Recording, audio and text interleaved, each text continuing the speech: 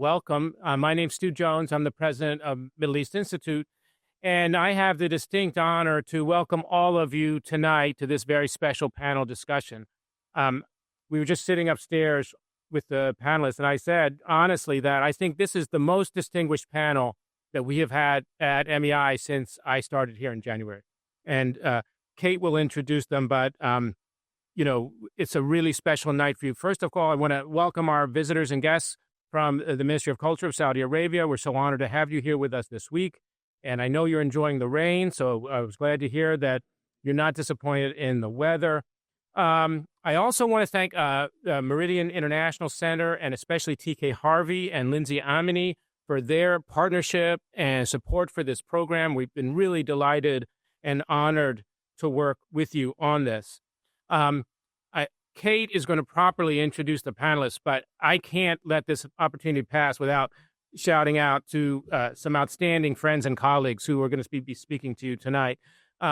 Susan Ziada, our former U.S. Ambassador to Qatar, my good friend, member of the MEI board, and has lots of great stories to tell about her time in the Middle East, working on cultural and many, many other issues.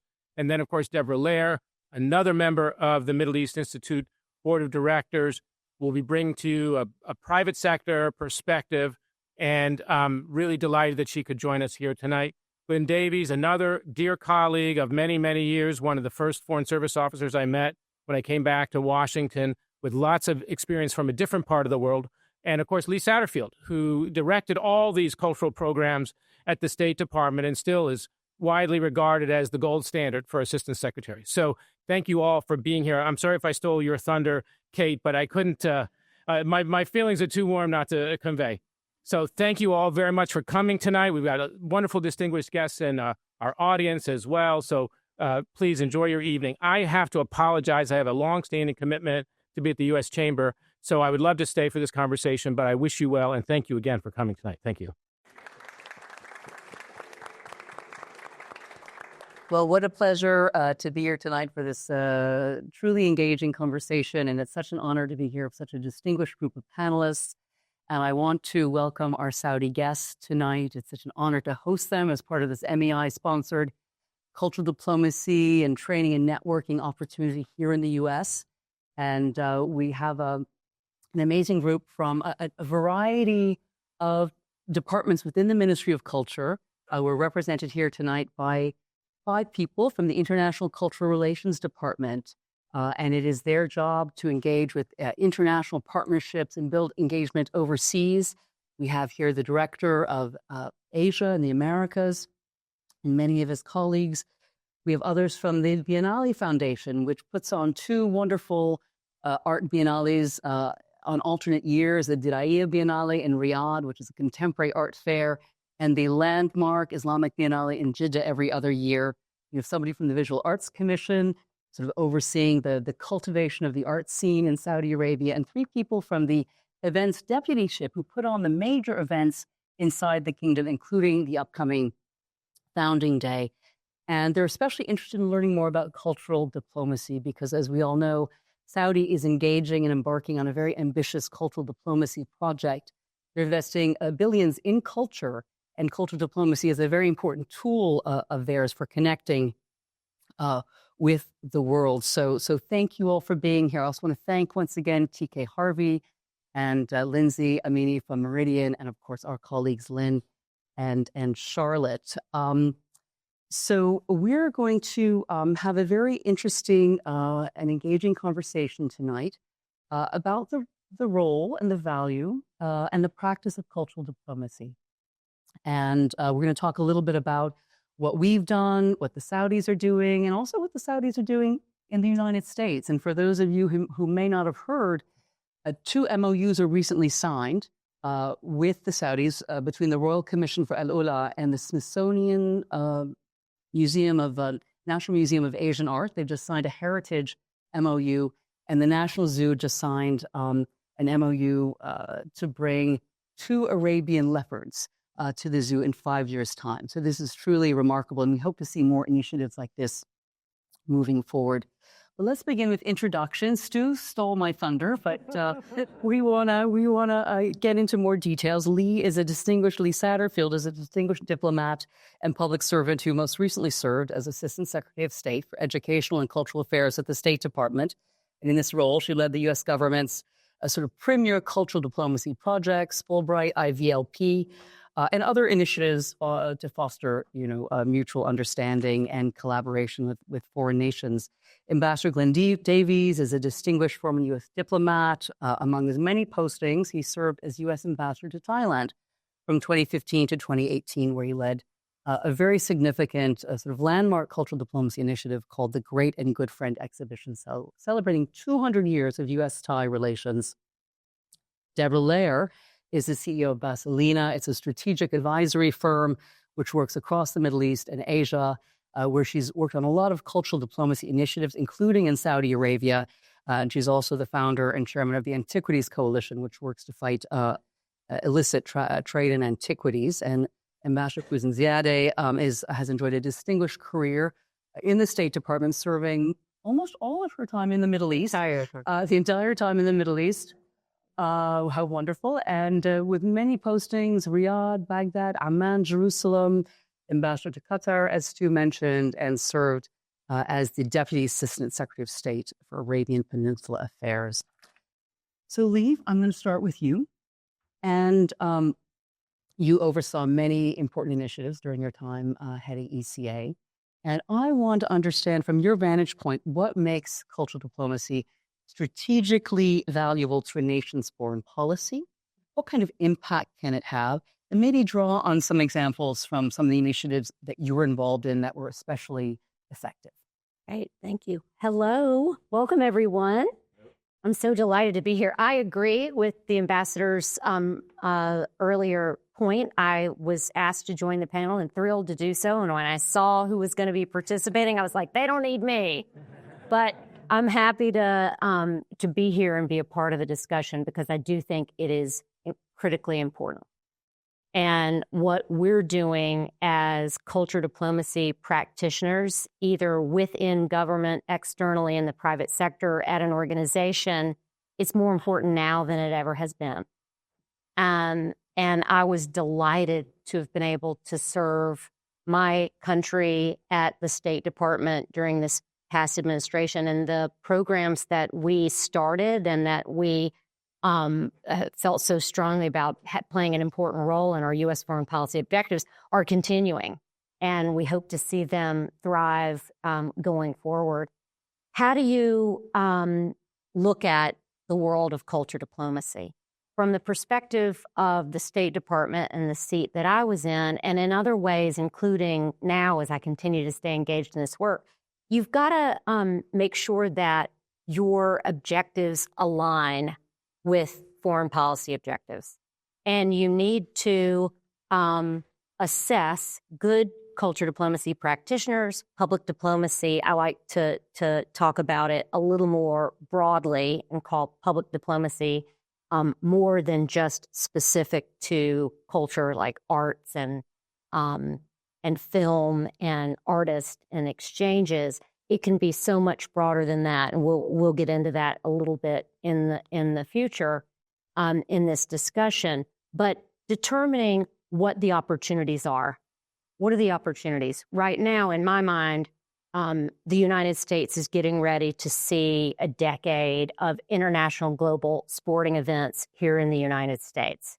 And whether it's LA 28, FIFA 26, a number of international games coming up in this country, how can we take that as an opportunity and come up with ways to bring people together through sports diplomacy programs? And I know that's something that the Kingdom of Saudi Arabia also thinks a lot about strategically as well. And I know Meridian International Center is doing more. TK is exploring that field as well. And I'm thrilled to see that. That's an opportunity that is presenting itself. And as a good public diplomacy practitioner in culture diplomacy, you survey the landscape, you see what's happening around you, you see where there's opportunity to lift something up, and then you build a connection through that. And for me, in the role that I played at the State Department, It was aligning with our U.S. foreign policy objectives. I'll give a quick example of where we did that during the Obama administration.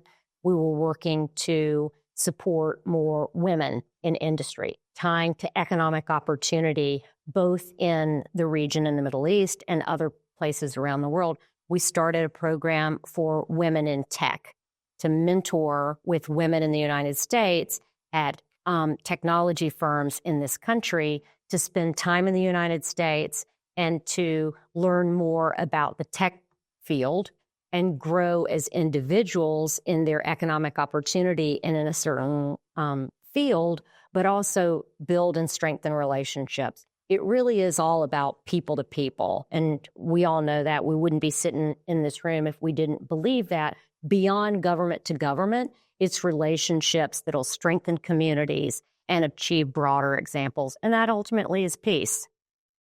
Yes, peace. I mean, cultural diplomacy equals peace.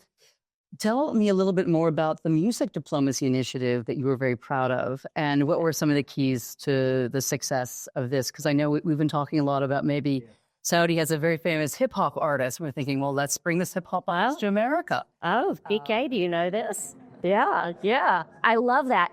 It's a good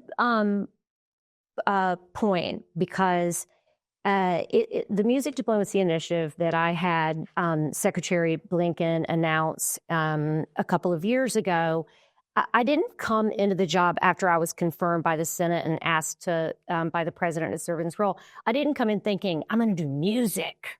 Yeah, love music. Let's go do something on music. No, it wasn't even probably on my mind.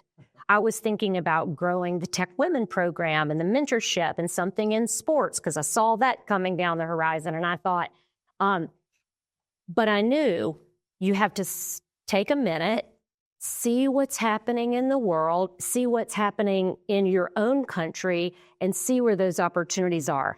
That was a wonderful example of a Republican member of Congress, Mike McCall, who's from Texas and was the chair of the Foreign Affairs Committee. Am I saying his committee correctly? Yeah. And he'd worked for 5 years trying to get a bill through Congress called the Peace Through Music Act. And I heard about it when I got into the role.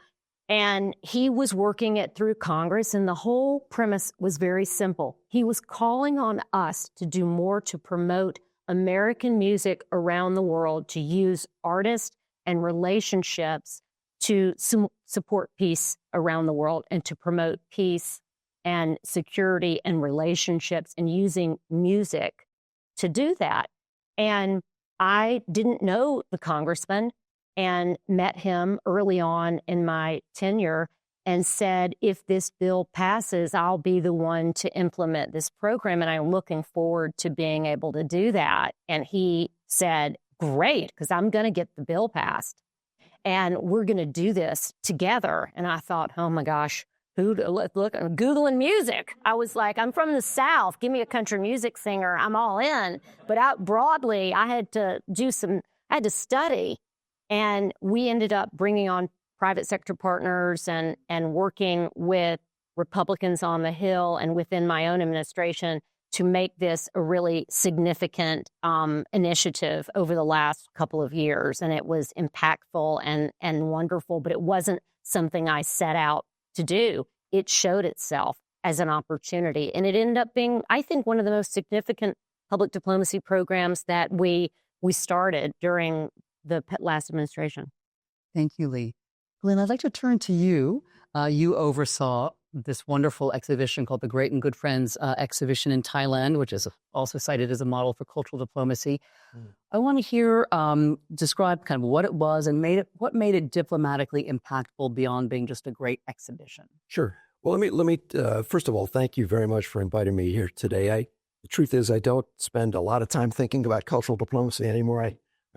I've moved on to other stuff. So coming back to it is just so joyful because I've always had such a wonderful time doing these initiatives in my diplomatic career, and certainly in Bangkok. And in Bangkok, though, it was a bit different because we had a strategic challenge. The relationship between the United States and Thailand was no bueno. It was not so good. as I prepared to go out about 10 years ago. There had just been a coup d'etat in 2014, I think the 13th coup d'etat in Thailand. So generals had come to power. They were not very happy with us because we did what the United States does. And we said, we're not very happy about this stuff. So what I faced, or what I thought was important, was to try to find a way to get a message across to the people of Thailand, to show them respect, and to try to kind of recast, in a way, the relationship between the two countries. So I was looking for this big idea. How do we do this? How do we reset the relationship? How could we send them a bit of a love letter? And I thought right away of the Smithsonian. And I see Aviva Rosenthal's here today, and I think some other Smithsonian colleagues are here today. I'm a Washingtonian. I grew up in love with the Smithsonian. My mother volunteered there for 20 years.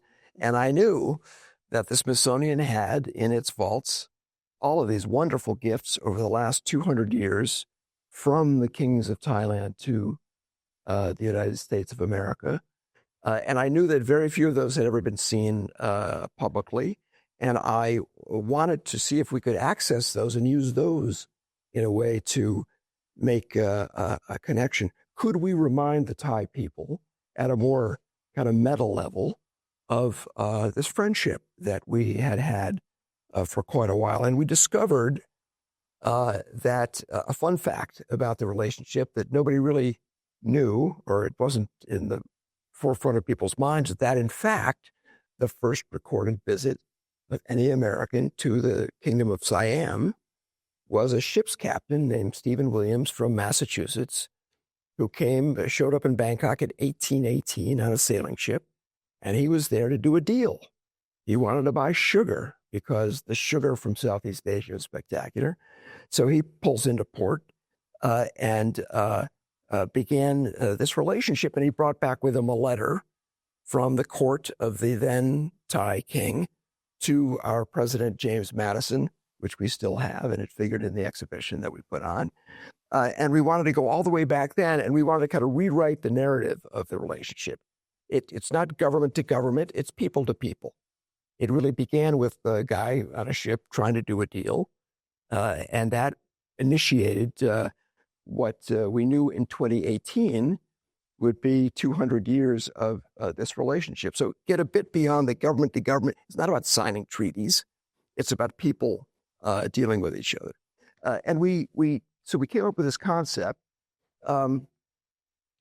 We came up with the name Great and Good Friends. Why? Because as it happened, one of the most interesting and historically important interactions between the United States and Thailand was between Abraham Lincoln and King Mongkut IV, who was one of the more accomplished leaders of Siam. The king offered to Abraham Lincoln in the middle of the Civil War a pair of elephants to come to help America develop its internal commerce. And Lincoln wrote a letter in reply. And the beginning of it was, Great and Good Friend. And he went on to do something very difficult for anybody to do, which was to turn down the gift. Why? Because as he explained to the king, these wonderful beasts from Southeast Asia wouldn't survive in the temperate zone. So thank you so much, Your Majesty, for this offer. But, going to have to decline, but I hope we can continue to work together. And I thought that was a nice sentiment. So we wanted to key off of that. Why an exhibition rather than, just a ceremony between the U.S. and... Because we had the swag, because the Smithsonian in the nation's attic, had very carefully done what it does best, in addition to exhibiting things, which is preserving them. So it had this wonderful, in fact, I even went out there to Sublin, right? Is that where that is?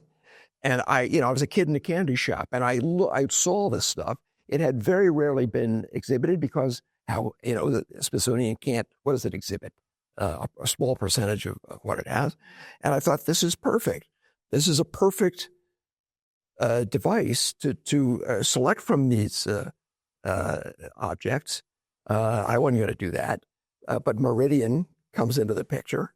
Meridian ran interference for us, did the work, engaged Smithsonian, found the wonderful curators who wrote what I call the libretto of the exhibit, picked the items. And they did much more than that, Meridian and the curators. They went beyond the Smithsonian to the Library of Congress, to 8 presidential libraries, to the National Archives. And we found objects all around the place. One of my most amazing moments as an American was walking into the Library of Congress, and the wonderful woman there who's in charge of Monroe's papers, wearing white gloves, takes out the letter from 1818, written in Portuguese, the diplomatic language of Thailand, to Monroe, basically saying, we would love to have a relationship with you. And so I wanted that to bring that back, and I wanted to bring back a selection of these objects. Meridian did the work. The 2 curators did the work of putting it all together, and we were able to bring it all together. Now, I didn't know if this was going to work. We worked on it for 3 years. It cost $4 million. We had to raise the money locally, which is a lot for an embassy to do. We had to find partners. We got some crazy partners. A gentleman who owned most of the movie theaters in Thailand agreed to show a 30-second clip at the beginning of every movie for many months. An advertising agency was showing promotional videos on Jumbotrons. The McDonald's in Thailand, spectacular. The guy who runs McDonald's, all 200 restaurants, said, hey, we print hundreds, actually thousands of these paper placemats for little kids in our restaurants. We'll put whatever you want on them. So we hired experts. They devised a little map to take Captain Stephen Williams from Massachusetts to Bangkok using their crayons. We threw everything kind of at this. This is wonderful and amazing Story of partnerships and opportunities and multiple stakeholders. How do you think this exhibition enhanced U.S.-Thai relations in a way that just pure statecraft could not have? Right. Well, I think we were lucky because we had Google Arts and Culture, and they did a virtual exhibition. We had experts design curricula for secondary schools and primary schools to teach students about the relationship between the United States. So we wanted to get this out to everyone. And yes, it was a museum show, but it was also on television. It was on radio. It was through these mechanisms, we got it out into the countryside to educate people about the fact that the United States and Thailand had not just been allies, had not just worked together commercially, but we'd been friends and good friends for 200 years. We sort of rewrote the history of the relationship. I didn't expect or set out to do anything quite so grand, but that's what happened at the end of the day. And we got very lucky in a sense because Thailand was molting from the 70-year kingship of Rama IX to a new king, Rama X. And it just so happened that the mourning period, all of that stuff worked out. And so this was coming to fruition just as the new king was assuming the throne. So we invited him to open the exhibition, and he accepted. And it became the first bilateral diplomatic event the new king did. And I knew we'd succeeded because the young Chinese ambassador was calling me up for advice on how to deal with the Thai government. I thought, there's the proof. There's the proof that Amazing. Well, there's an amazing story, and maybe we can think in the future about, the U.S. and Saudi Arabia have had a long, deep relationship. And I'm sure there are many amazing artifacts in the Smithsonian and, at the Library of Congress. Thank you so much, Lee. Moving on to you, Deborah. You're coming at it from the private sector, as Stu mentioned. You helped facilitate a very unique cultural diplomacy series of initiatives as the head of the Antiquities Coalition. You helped facilitate, use the long word, the U.S.-Egypt property agreement, which I'm going to call a heritage MOU, which then led to the signing of many heritage MOUs between Arab governments and the State Department. So I want you to briefly describe what these MOUs did and why they were such a sort of a model for cooperation and collaboration between U.S. and Arab governments. Great. Well, it's really a pleasure to be here. It's wonderful to see all of you learning from two magnificent organizations. And I say because I'm biased, because I'm fortunate to be on the board of both of them. So I think that they are superb and delighted to see this. And while I'm on a panel with such distinguished officials from the State Department, I look at it from a very different perspective, not only from a business perspective, but I was at the National Security Council. And at the time I was there, trade at the White House. So trade was the big issue with China. And we were working on an intellectual property rights agreement at the time. And we ended up spending a lot of time with smugglers. And when the Egyptian revolution took place, jumping ahead very quickly, we started hearing reports of mass looting going on at some of the Egyptian sites. And as we looked into the issue, the roots and the issues that were happening with the antiquities were exactly the same as what we had seen with the smugglers and intellectual property rights. And so we brought together a group of former policy people to look at this issue and say, what could we do? And we realized they needed to address this from a policy and a legal perspective. And we found what at the time was sort of a well-known, Lee knows this very well, but little used piece of legislation that gave the right to the State Department to negotiate these cultural property agreements with other countries. And it was based on the 1970s UNESCO Convention. We were digging into these issues knowing that in the world today, the illicit trade is proliferating because of modern tools. In the old days, you would go see a dealer in their store, you would take a look at what they had, maybe they had a warehouse someplace, but you kind of would see what you were getting. Today, you look online. It's FedExed over to you. You deal in secret emails through WhatsApp or chats through WhatsApp, and you have secret payments systems. So it's very hard to track this illicit trade. The United States is the largest art market in the world, and we needed a way to protect our art community. And so what we did is we called for actually the self-initiation by the Obama administration of one of these cultural property agreements. But when we didn't get that, we actually started a big campaign to get the State Department to take this action. So they took it up. Larry remembers this. We have a number of people in the room who are an important part of this. And when the State Department did turn to this, and as Kate said, there were no agreements with the Middle East at the time, none, which was really surprising. Most of them were with Latin America. They had been done during the Bush administration, and they were done for political reasons, not for heritage reasons. The only thing that we had was a piece of legislation that mandated the protection of the U.S. market for Iraq because of the looting at the Iraqi Museum. So Egypt was the first. And what was so important about this was, one, the political signal that it sent. It was signed between Secretary of State and the Foreign Minister. It made the front pages everywhere. It was a sign the United States cared. We cared about taking the steps to help protect and not allow our market to be supporting not only the illicit sale and encouraging the looting, but also because a lot of this was being done by organized crime. Just like in the intellectual property rights world, that's what we saw. The other really important part of it is it shifts the burden of proof. And this is a simple but critically important part of these agreements, because if you don't have agreement, like with Saudi Arabia today, if I have a piece, an item of the Nabateans from Al-Ula, you have to prove it was looted. If you have an agreement, I have to prove I have it legitimately. And that became a significant issue as we started doing these agreements with the countries around the world. For, we take Libya, who we did an agreement with. They had no records. They were in the middle of a fight. Their museums had been raided. They couldn't go back and track where these items were and how they have them. So the burden of proof came on the importers. And also then it becomes a platform.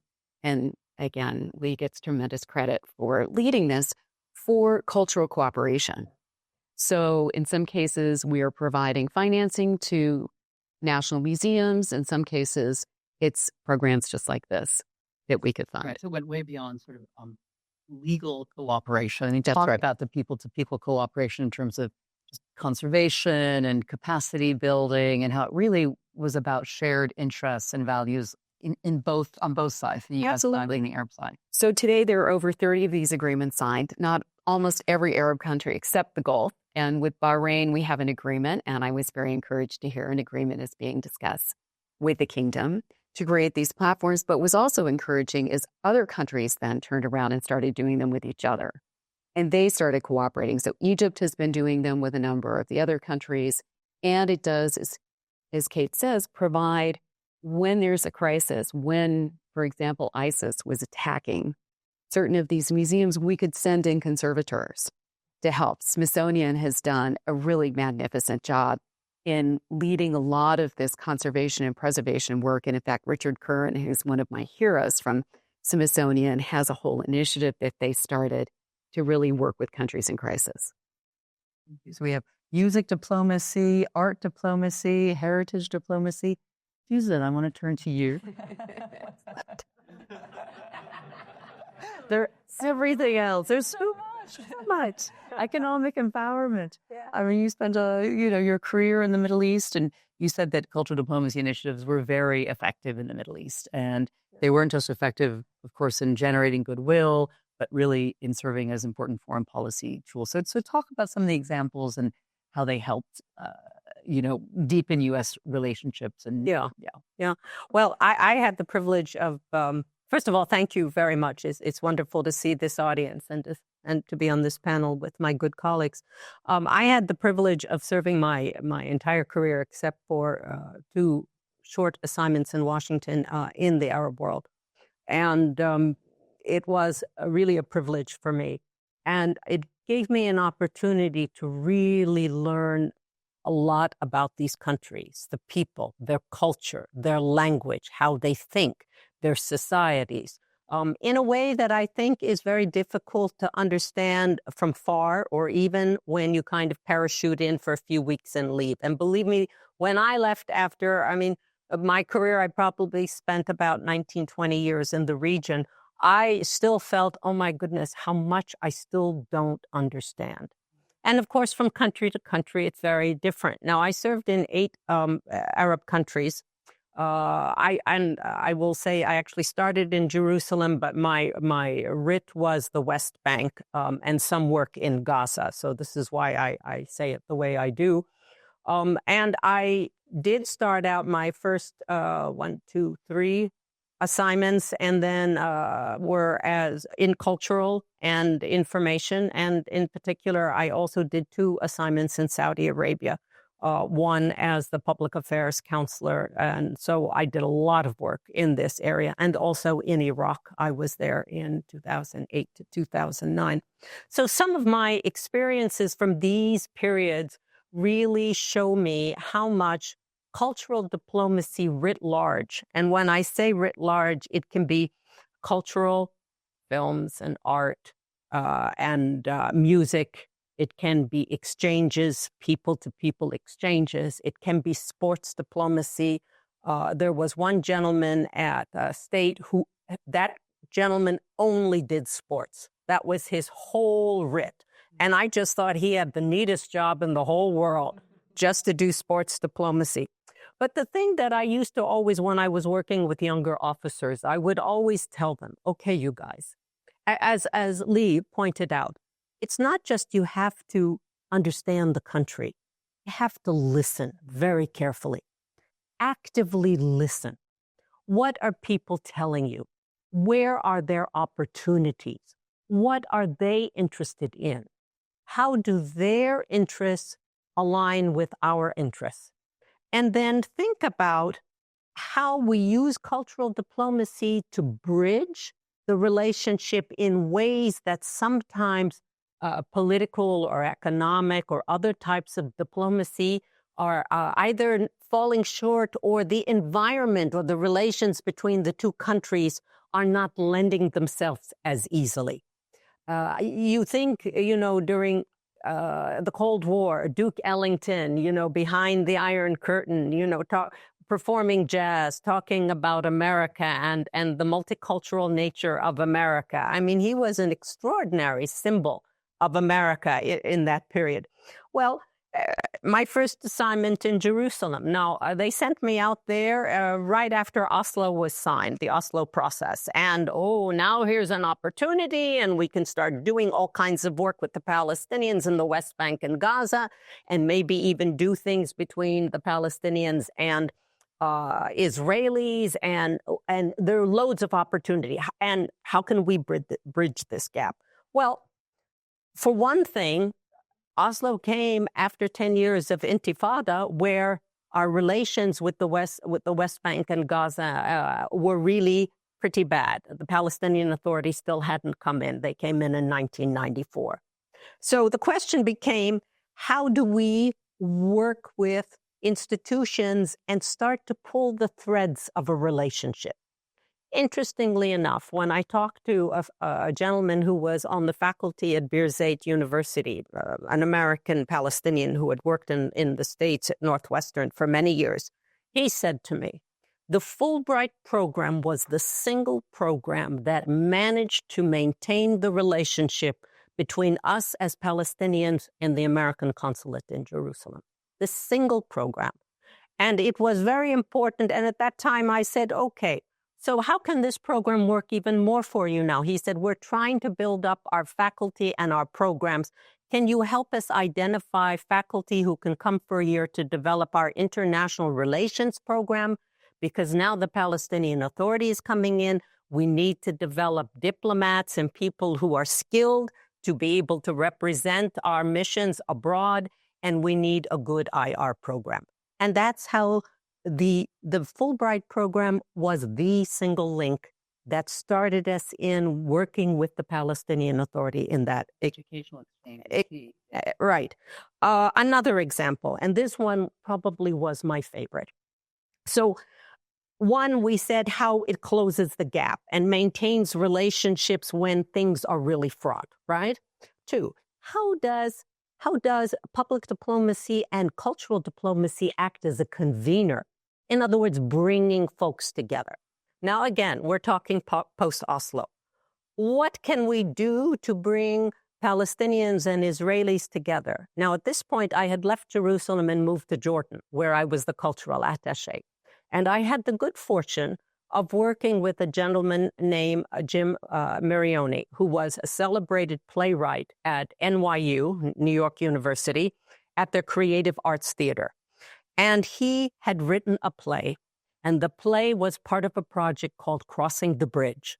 Now, of course, metaphorically, the bridge, and then, of course, the Allenby Bridge that connects Israel, West Bank, and Jordan.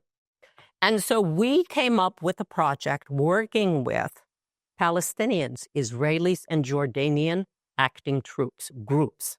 In Palestine, we worked with the Hekawati Theater in Jerusalem. We worked in Israel with another group of actors, and the same in Jordan. All blessed by their governing, we didn't do anything sub rosa. And Jim, working with the actors, came up with a play which talked about the relations and the politics and how we're going to move forward and what were the issues. And we performed this play it was performed in 3 languages, Hebrew, Arabic, and English, in one performance, right? And the actors would switch between the languages.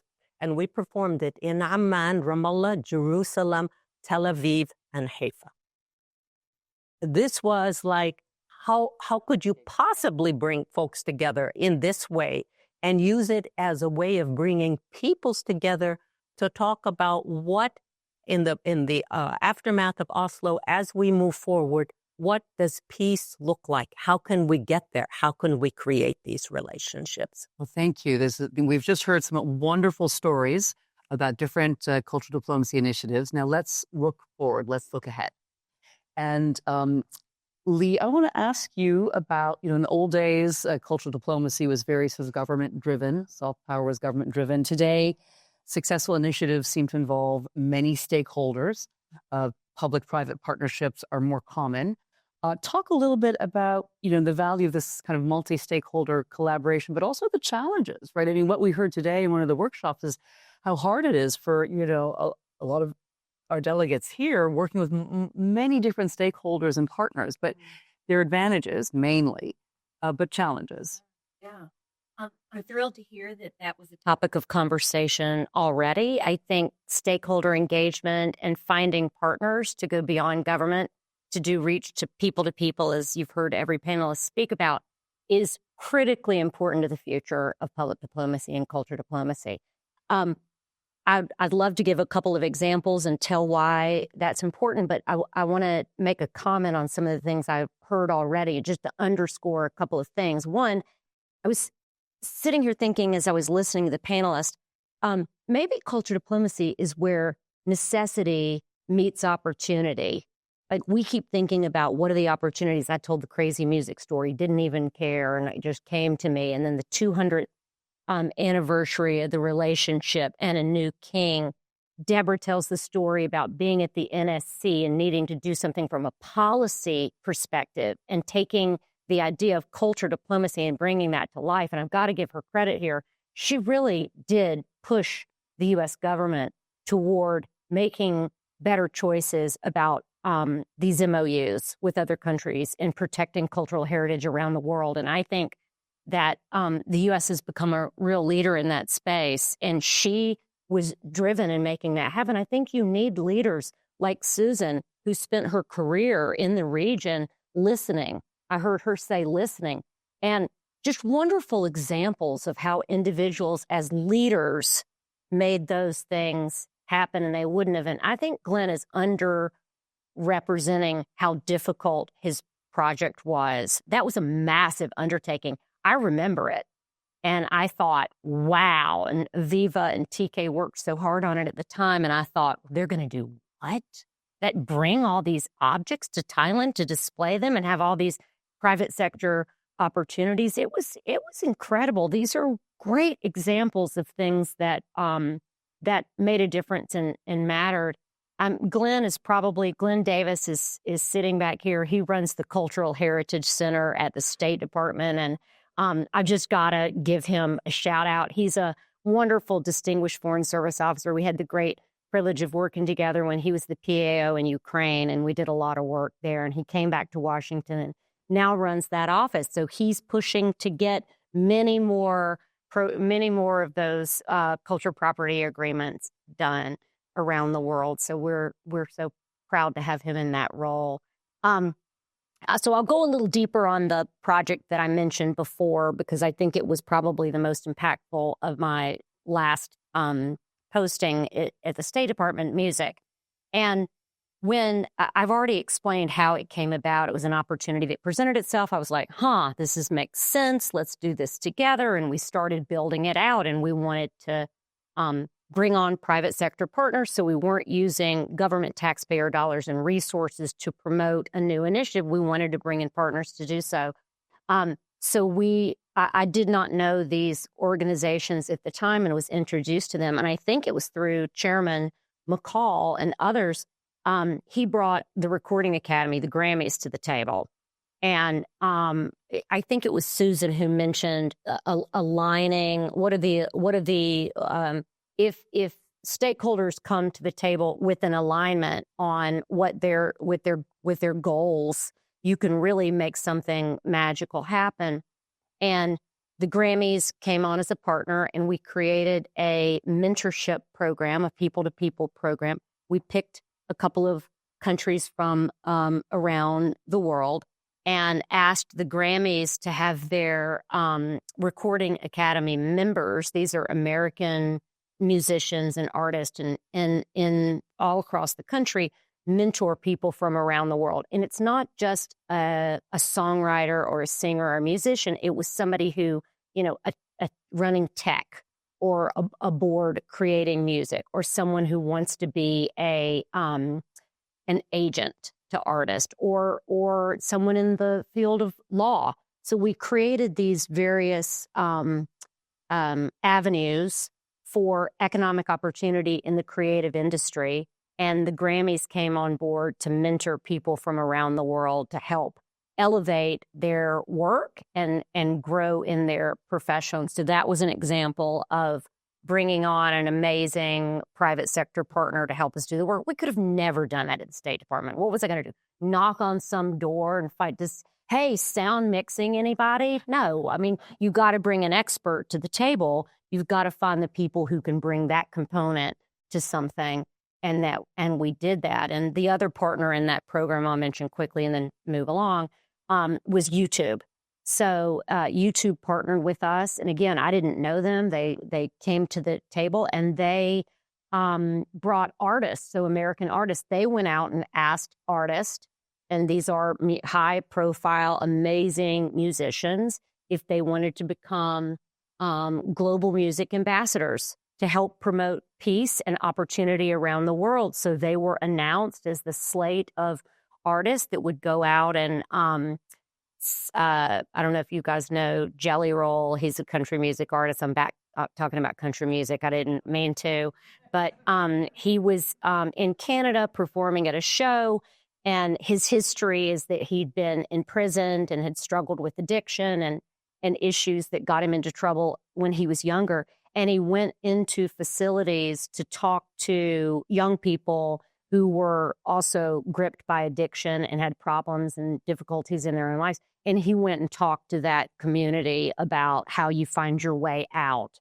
And that's just an example of what an artist, an American artist, would do to connect people to people and to share his own personal story. And we had, I think it was a dozen American artists who went around the world and signed up and said that they wanted to be a part of that work. So those are examples. And we could have never done that alone, ever. That would have been impossible. The Grammys are a great part. I think the Saudis have done something with the Grammys. Yeah. Finding those, to bring forward. Is also looking to meet with future partners. So I'm not trying to act like that was easy. It was not. That took years, just like it took you 3 years to do the project in Thailand. Thank you, Glenn. I know you said you're not focused much on cultural diplomacy these days, but I'm going to ask you to look ahead at the future of cultural diplomacy.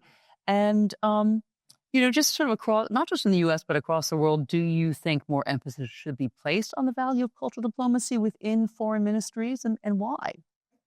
I think so, because I think, cultural diplomacy is hard to do because you have to be right about what you're doing. You can't, if you make a misstep and get it wrong in terms of the cultural message that you're trying to send or that you're trying to elicit in your host audience, it can really be bad. So the best cultural diplomacy, in fact, I think it has to be this way from now on. It has to be collaborative.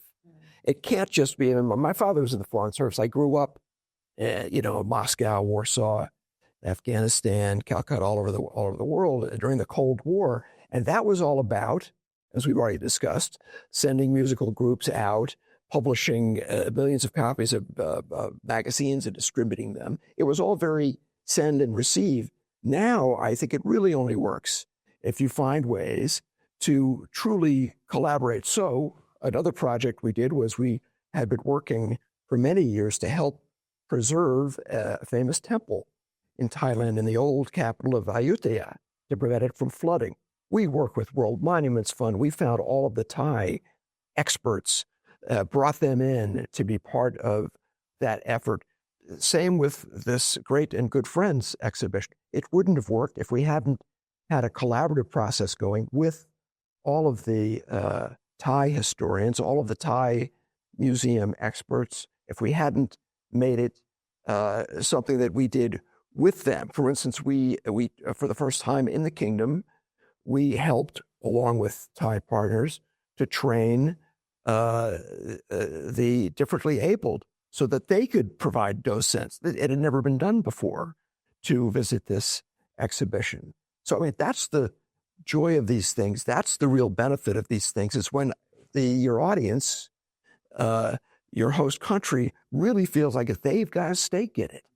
And of course, the meta message of what we were trying to do was to say to this wonderful ancient kingdom, you taught us how to deal with Southeast Asia. You taught us the importance of gift giving in diplomacy, and we simply want to return that courtesy to you and show respect for you by demonstrating to you what you have done for us. So unless it's a two-way street, unless it's a win-win, you can't just parachute in a musical group or an artist. It doesn't work that way. Final thing, we brought in, through a series of happy coincidences, one of the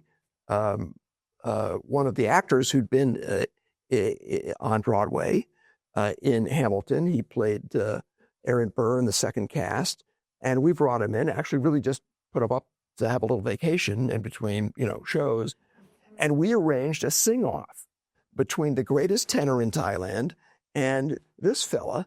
And it was one of the greatest events ever. And we had people, newspaper folk and all the rest of it. So I'm a big believer in having it. It has to be a two-way street. It can't simply be parachuting in with an exhibit or an artist or a message. Less and less that, and more of this sort of collaboration and more sustainable cultural diplomacy. I want to shift now to sort of the Middle East realm and ask Deborah, who helped facilitate the Arabian Leopard Initiative with the Smithsonian. You understand the linkage between national identity and branding. Where do you see opportunities for Saudi Arabia to deepen its brand and its impact through cultural diplomacy? Great. Well, obviously you're all here to really focus on that. And I think one of the exciting things is that the kingdom has clearly recognized that the creative economy can be a driver of economic growth and jobs, that it is culture and cultural diplomacy, but at its core, it's economic.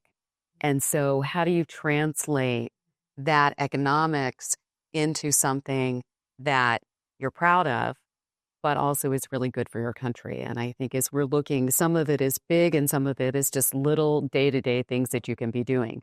We were very excited through an initiative with Aola. They've been doing an amazing job with rebreeding the Arabian leopard, but now they have enough to have breeding pairs go to other countries. And most of you will know clearly about panda diplomacy. Well, now we're looking at leopard diplomacy. And when the Smithsonian, and they can talk about this more than we can, but when the pandas were coming back from China this last time, over 1 billion people around the world were watching. I mean, the numbers were staggering. So just imagine as we prepare for the Arabian leopards to come, how we could build up to awareness about the kingdom, awareness in a way that you're not just an oil country, but that nature has become a strategic asset, and you're telling the story of the rewilding of the Arabian leopard, because it's not just about breeding them and turning them out, right? You have to create the whole ecosystem. They have to have a place to live. They have to have food to eat. The food that they eat has to have plants to eat. And so when you look at what's happening, it's a multi-year process where nature is becoming a strategic asset as well, which is becoming part of then your cultural identity. And how you brand yourself and what you're looking at is really shaping the whole image of the kingdom. There's so much mystery today about Saudi Arabia. Even very well-educated people that I talk to always ask me, am I scared to go there? Would never even occur to me that would be an issue. But very sophisticated people in this city. And one example I would say, I looked a survey a couple of years ago, and I don't think it's changed too much, is language. One of the things that the Chinese did right until it became so political was they decided to focus on teaching Chinese at a very early age. And they started these Confucius Institutes, which became political because there were accusations of spies. But if you look at what the most popular public school in Washington, D.C. is today and most competitive, it's the Chinese immersion program. And because these children have been learning Chinese at an early age, they bring in their parents, they celebrate Chinese New Year, they can tell you the Chinese zodiac, they used to go off to China for visits. It was a big deal. There is no school in this area that offers Arabic at the high school level, I haven't found, except the one Arabic language school that is maybe Qatar. sponsored? Nasser has sponsored. Has sponsored. But none of the public schools that I can see, none of the private schools offer Arabic as a regular after, class. You have to take it after school. And you miss that familiarity then with learning the language and learning the culture. Thank you. Very interesting. And hopefully we'll have an interesting Q&A after. Susan, what do you think are the considerations that the kingdom should keep in mind as they evaluate, where and how to invest in cultural diplomacy? Well, I'm gonna go back because there's something I want to talk about, and then I'm going to get to that. Okay. When we talk about what are the key elements, and as we look at what's important in cultural diplomacy, I want to go back to a project we did in Saudi Arabia, and I think this will be of interest to you.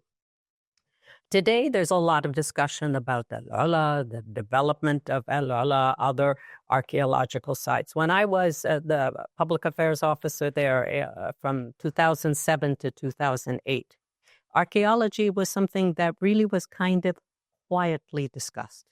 There were, shall we say, elements within the kingdom that felt anything that was pre-Islamic was not something that should be celebrated or discussed or looked at. And of course, now the kingdom has done a total 180 and has talked about the fact that Saudi Arabia has a heritage that goes back thousands of years, and here are the remnants of these societies, and we're building upon them and learning about our own society in a way that shows the continuity of the people of Saudi Arabia in this land. So it's a very interesting idea. At the time, we were working with Dr. Ali Al-Ghaban, who was at the time the deputy of the Saudi Commission for Tourism and Antiquities. And he is, as I know, all of you must know him personally. He's such a renowned scholar. He's written books on archaeology. He's very knowledgeable. And he had a group with him of very knowledgeable Saudi scholars.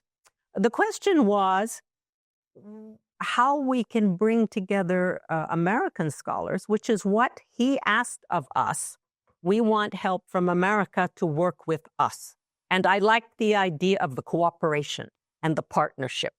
And all right, where will we do it? We're going to do it in an area called Jarash, which is in Abha.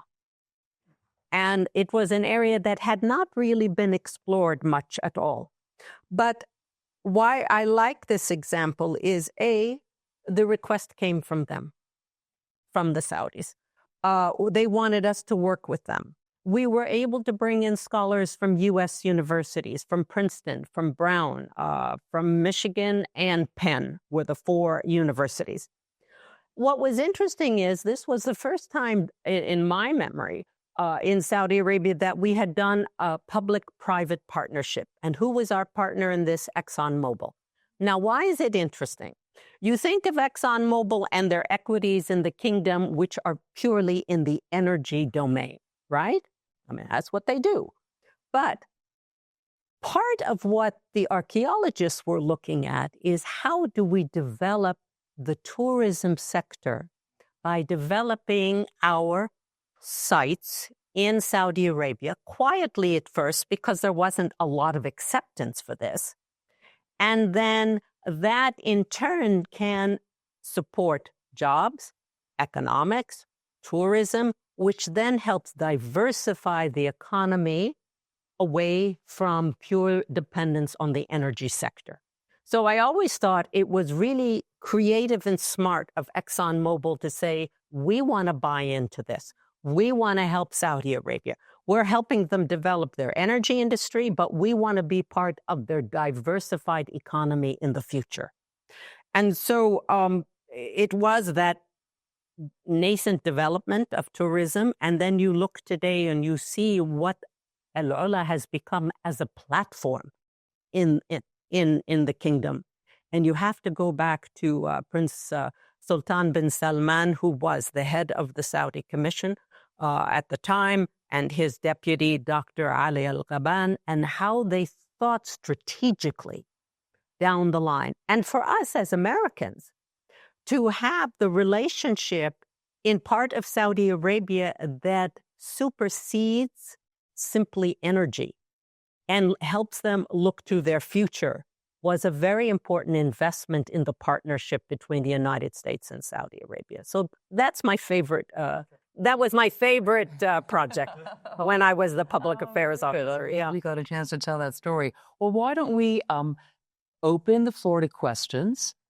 We have microphones here, and I hope think of any questions you have. But we have somebody in the back who's eager to ask a question. Please introduce yourself. Hi, yeah, Universal at the right there, over there.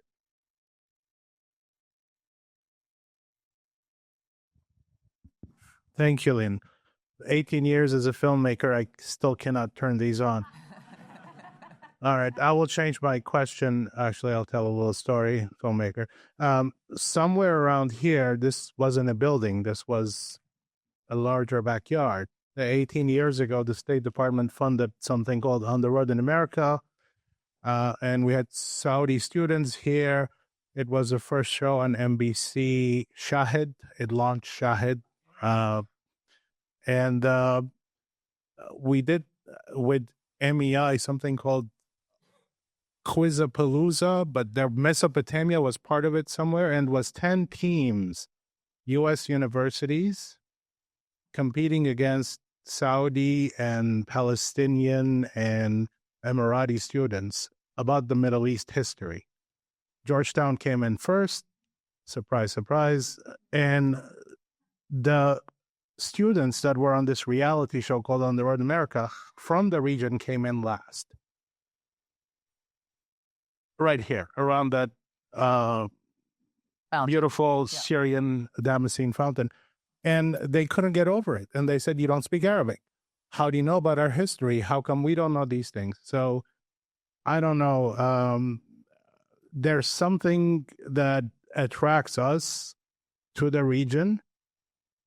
Around the room, you have many friends of the region. And yes, there's no money in teaching Arabic, so far removed since 9/11. But I hope that, and in fact, it's becoming less and less. The Saudi-funded mission in Virginia is closing. The private school, the one that has 1,000 students, there's no money in it. It's not dwindling returns. So we have to find a way to teach languages without expecting anything in return. So I hope culture, since we are attracted to Arab culture, will be that lingua franca, because there's no money right now to think. Question here. Thank you.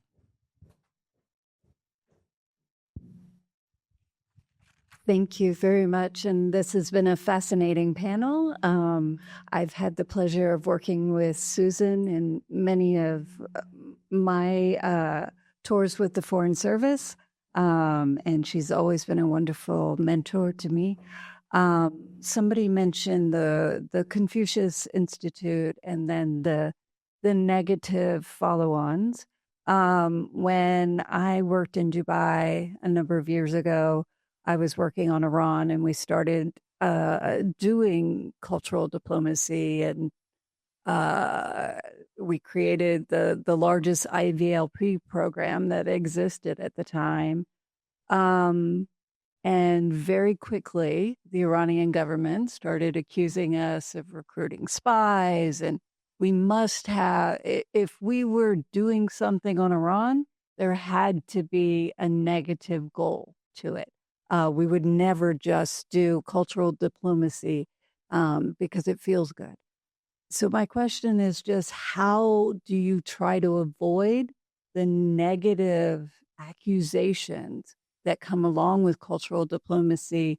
Either you're trying to change our culture or you're trying to recruit our young people. Unfortunately, it can be used against you when really your goals are noble. A question. I'll tackle it. Mine. That's a great question. Which program, which with IVLP was it? Uh-huh.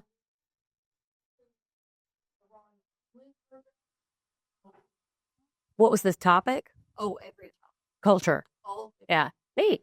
And so that happens, what you just described there, and that takes place. It's when, you need to have transparency and cooperation, collaboration. That's been a big theme of what we've all said over and over again, not going something alone, bringing in partners and making sure that there is an understanding of what the goal is and what you're trying to achieve. Through the G20, I'll mention, I'm sure the delegation from the kingdom knows this well, but for everyone else, the G20 meets every year. The presidency rotates. About 5 or 6 years ago, it was Saudi Arabia that added a culture working group. And I can see Smelly. Yeah, okay, yeah. Okay, I'm going to grab you after. Brilliant. And as you also know, the United States does not have a Ministry of Culture. And so a lot of that work falls to our State Department and the officials who work in the public diplomacy field that we have been describing so much. And one of my greatest joys was representing the United States at the G20 Culture Ministerials meeting.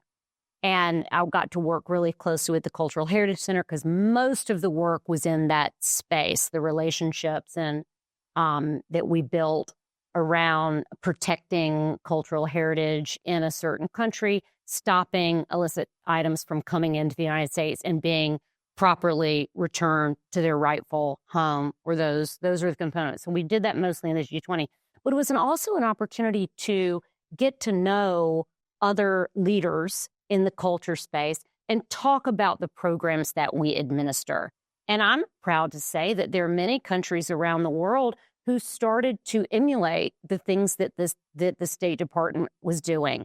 High school exchange with countries that we didn't always have great relationships with. And we would bring students from those countries to the United States to learn more from one another and about one another to build these relationships. So I think it's through networks to be able to explain what we're trying to do, be transparent about it, talk about what the goals are, and then find those shared goals that we keep saying are so important. Because when you come at it from a perspective of you're getting something out of it, we're getting something out of it, how do we achieve a result in the long run, will help solve some of that. And it's just getting to know one another through opportunities like the G20, and it's a great opportunity to give Saudi Arabia a shout out for that. Thank you, Lee.